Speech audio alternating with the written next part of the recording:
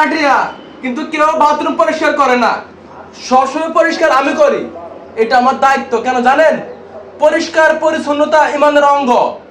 আপনার রাস্তায় ঘাটে পথে বাজারে যত রকমের বাথরুম আছে, কেউ পরিষ্কার না করুক, আপনার দায়িত্ব আপনি পরিষ্কার করবেন। কেন জানেন? আপনার উসিলা, আপনার এই পরিষ্কারের উসিলা একটা লোক যদি বলে, হে আল্লাহ, বাথরুমটা আমি পরিষ্কার পাইছি, পরিষ্কার কে করেছে? আল্লাহ তুমি তাকে সবসময় ভালো রাখো। কখন কার দোয়া কবুল হয়ে যা কেউ বলতে পারে না, বুঝছেন? এই যে কি অবস্থা, এদিকে আসো। এই যে অনেক অবস্থা, আমি এখন এগুলা সবগুলো আমি ওয়াশ করে ফেলবো। সবগুলো আমি ওয়াশ করে ফেলবো।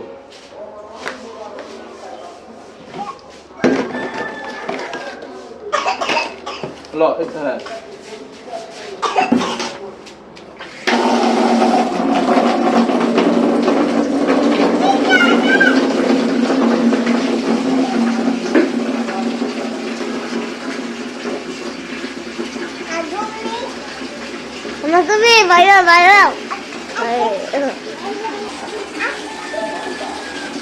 এদিকে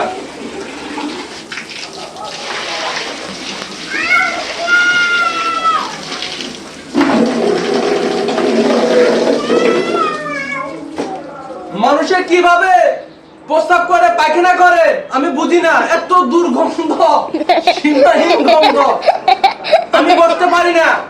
এই মানুষে এইভাবে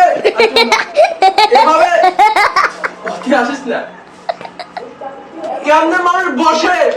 আমার বিশ্বাস করেন, আমার বমি আসে, বমি। কেমনে মানুষে এভাবে বসে? আমি